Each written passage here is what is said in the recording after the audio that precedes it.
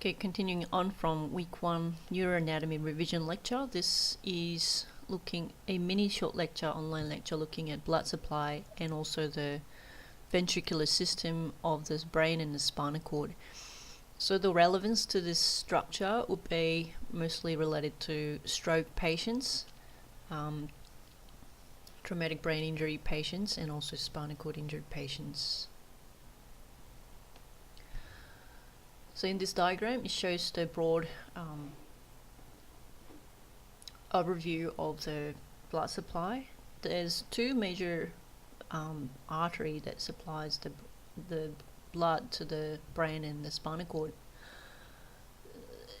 left and right. So the two sets of these arteries, one is called internal carotid artery and the other one vertebral arteries. This diagram, I think this is the typo, you can actually correct this to internal carotid artery.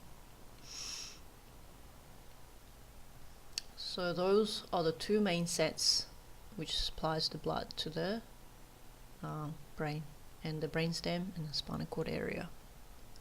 Internal carotid artery is derived from the common carotid artery, this thick branch of artery from the dorsal aorta, whereas vertebral artery is from the branch of the subclavian artery. So there's left and right internal carotid artery and vertebral arteries. Broadly speaking, internal carotid artery forms a major part of the anterior circulation system, which supplies the blood to the cerebrum and the diencephalon, which is called forebrain.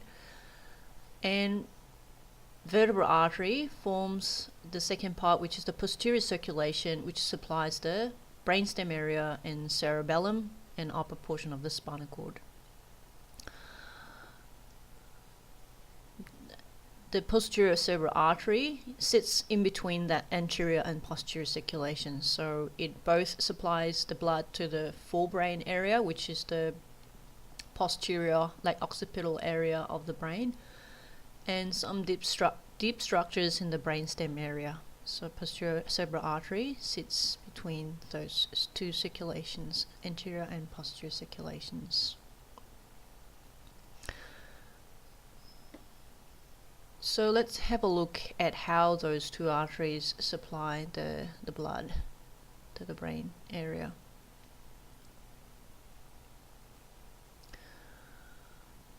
So let's concentrate on the right hand side first.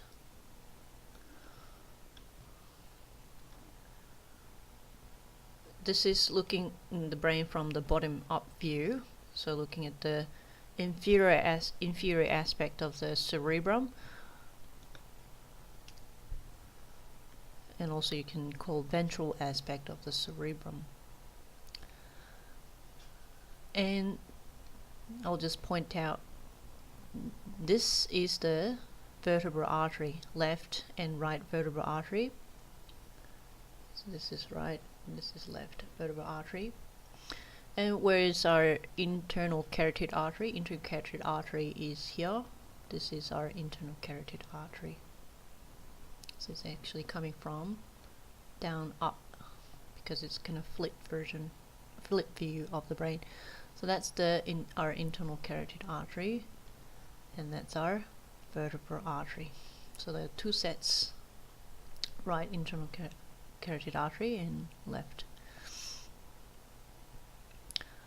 And you can see those two arteries eventually conjoins together, and this is kind of a contingency plan for the brain. If one of the arteries are blocked, because it's all connected, the other arteries can supply the blood to the brain. So you have to appreciate there is a conjoinment of those two arteries. And this circle, so it forms a circle because it's joining arteries, and that circle is called circle of Willis. So this is the name of that joining of the arteries, two arteries, circle of Willis. So let's have a look at in more detail how these arteries are connected. So the vertebral arteries, two vertebral arteries goes up to the brainstem, so that's the area of the medulla, that's pons, and you can see that circle of Willis is around cerebral peduncle and the midbrain area. So this is the midbrain area.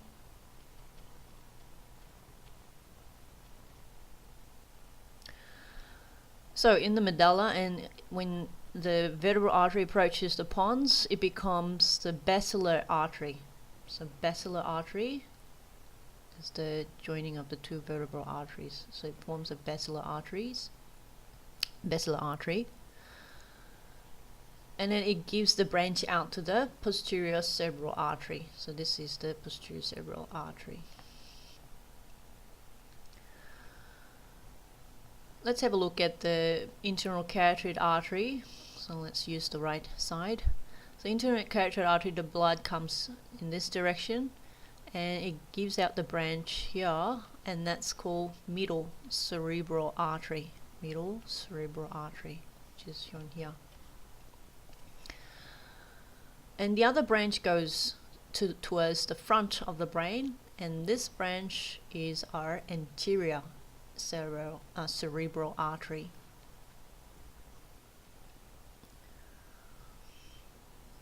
And it's connected by these communicating arteries, posterior for this aspect and anterior for this aspect, and forming a circle of Willis. So that's the major arteries that supplies the forebrain: anterior, middle, and cerebral artery. And the area it supplies is as follows, is color coded here. Because anterior cerebral artery sits in the medial aspects, it's mainly supplying the kind of ring, forms a ring of the dorsal part of the lateral aspects of the hemisphere, that's anterior cerebral artery, and also most of the medial aspect of the hemisphere. So it's colored as purple. Anterior cerebral artery, medial and dorsal part, dorsal medial part. Also you can realize that anterior cerebral artery here supplying this area. What about middle cerebral artery? Middle cerebral artery goes laterally, so you can appreciate the direction here, goes laterally, so it supplies the lateral part of the hemisphere.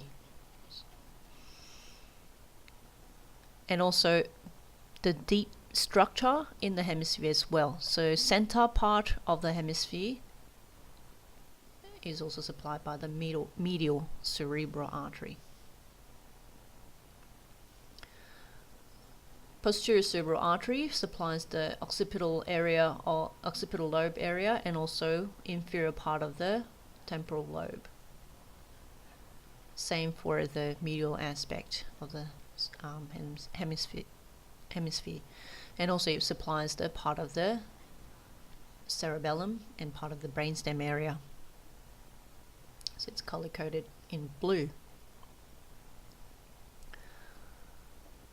The implication of the area is particularly relevant for stroke patients. So if, say for example, if you have blockage in the middle cerebral artery on the, so let's say this is the left hemisphere, so let's say this part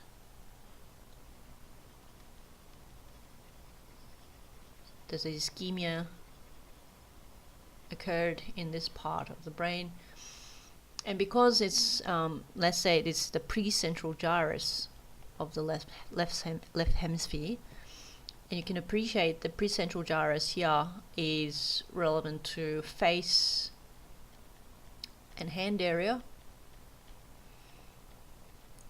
So as a result, you would see the contralateral, because the 85% of the corticospinal tract decussate, cross over to the other side, the face and hand area on the right side, you'll see the paralysis due to this blockage of the middle cerebral artery in this area. But the lower limb and the trunk area will be intact because it's a separate supply from the anterior cerebral artery. So in the opposite case would be if someone has a blockage in the precentral gyrus with the anterior cerebral artery blockage, then the paralysis will appear on the right side, trunk and lower limb area.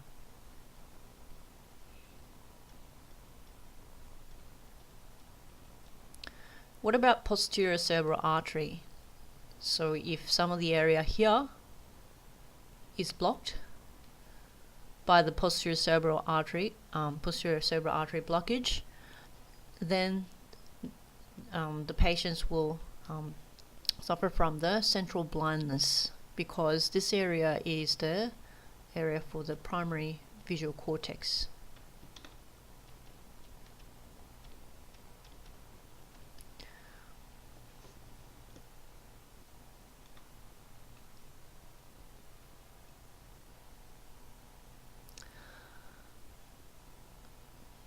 Okay, so I think I explained all of that.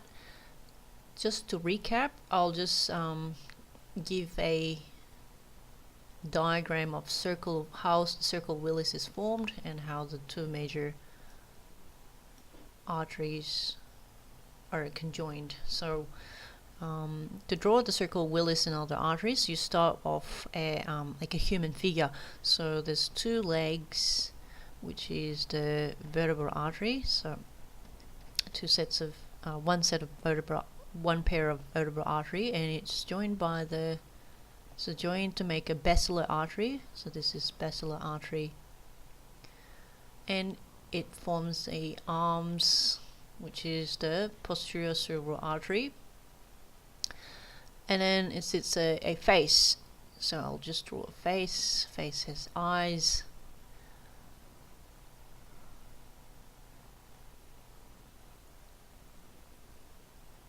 and funky hair. So this is the face, and the eye actually represents the cut view of the internal carotid artery, which the blood goes from bottom to the towards the superior side of the cerebrum. And this part is our middle cerebral artery, which goes lateral aspect, and that goes to the front anterior part of the cerebrum. That's our anterior cerebral artery, and that is the circle of Willis forming a face. We have other posterior circulation. We have other branches. Major branches will be, I'll just draw here, around here and there. So superior cerebellar artery,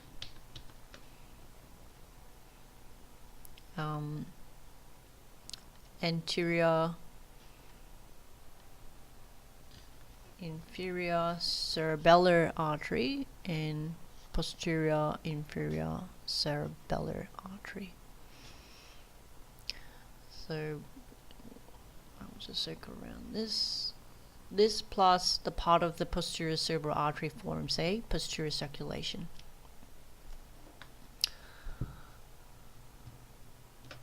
So continuing for the posterior circulation,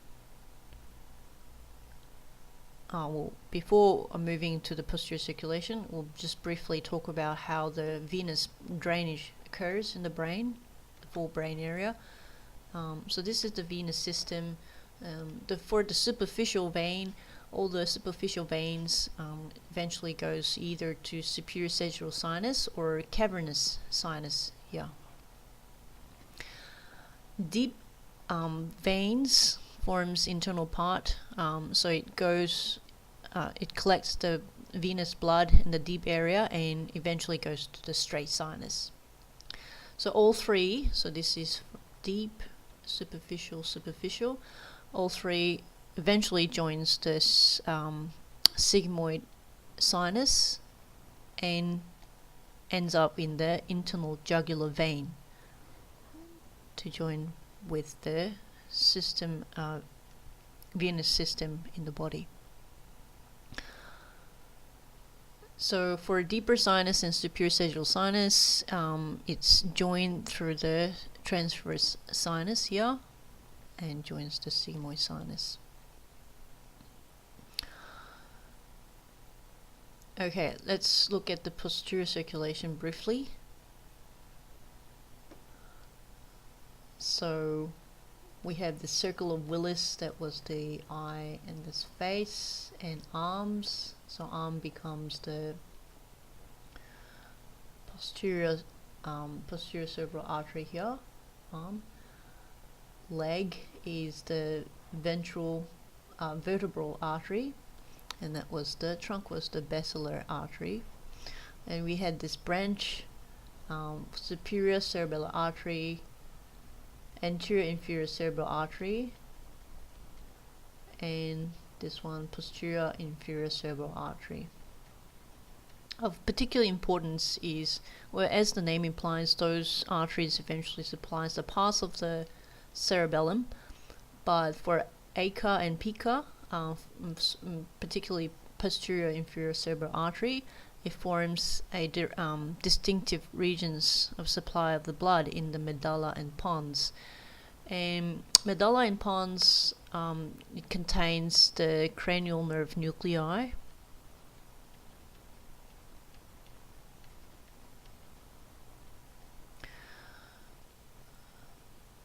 so blockage of either PICA or ICA might result in dysfunctions on the cranial nerve as a result.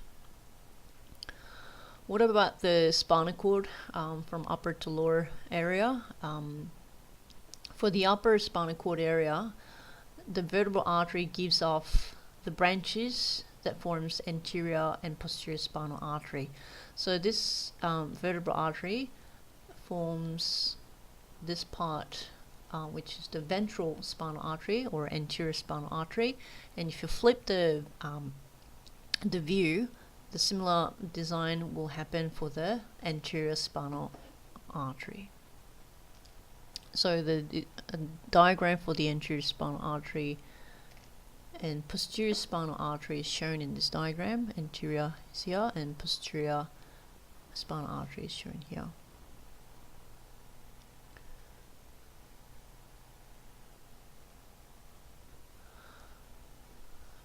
And this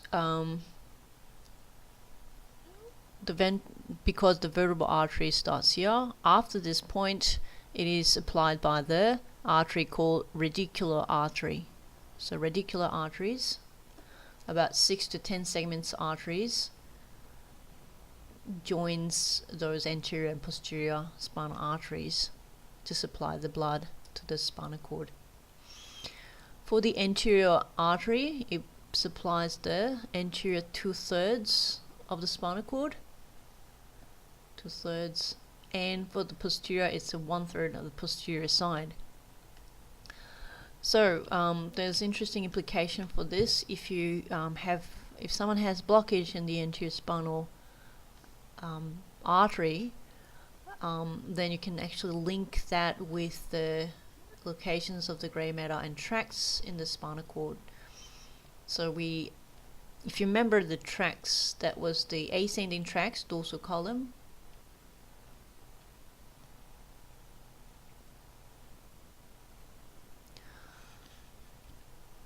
and that had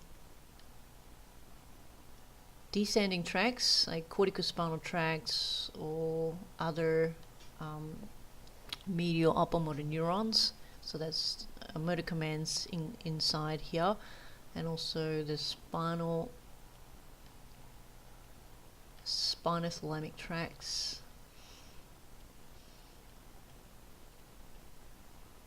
which is another ascending tracts. And you have motor neurons in the ventral horn of the spinal cord. It's a dorsal horn here. So if you have the blockage in the anterior part of the spinal cord, you might have the paralysis because of the damage to this area, which contains the motor neuron, and also damage to the information that carries the carried by the spinothalamic tract, which is TCP, temperature, cause, touch, and pain, and some of the control of motor control from the upper motor neurons, lateral and medial aspects. Whereas the dorsal column information will be intact, which will be F2 Ps.